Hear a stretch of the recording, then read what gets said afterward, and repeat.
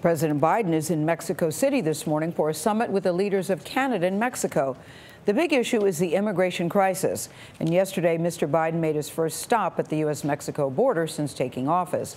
Weijia Jiang is traveling with the president and has more on this part of the story. Weijia, good morning to you. Good morning to you, Gayle, and good morning to everybody. President Biden came here after spending several hours in El Paso, Texas, home to one of the busiest ports of entry. Republicans are blaming him for the record number of people who are crossing illegally over to the U.S. and blasting that visit as nothing more than a photo op. President Biden met with workers at a Center for Migrant Services Sunday, who told him they need more aid from the federal government. They need a lot of resources, and we're going to get them for them. Earlier, Republican Governor Greg Abbott welcomed the president to Texas, then criticized him for not coming sooner. It just so happens he's 2 years and about $20 billion too late. Abbott said as much in a letter he handed the president on the tarmac. Here's the deal. He's never called me to talk to me about the immigration issue.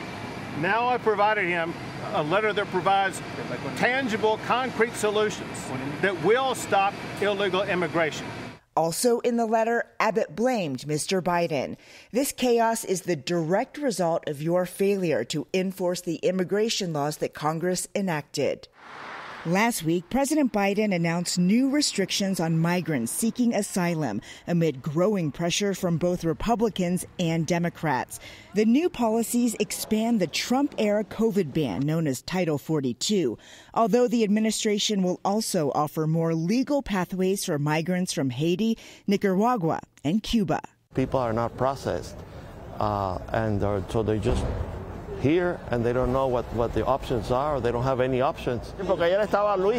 At Sacred Heart Catholic Church, hundreds of migrants sought help, like this mother and her 5-year-old son from El Salvador. She begged President Biden for an opportunity to work in the U.S. And she said it's not easy, but knows it's not impossible. President Biden did not visit any of those areas where migrants have been camping out, nor did he see any large groups arriving, something that his critics have been very quick to point out. Immigration is sure to come up when the president has a bilateral meeting with his Mexican counterpart later today. Nate. Weijia Jiang in Mexico City, thank you so much.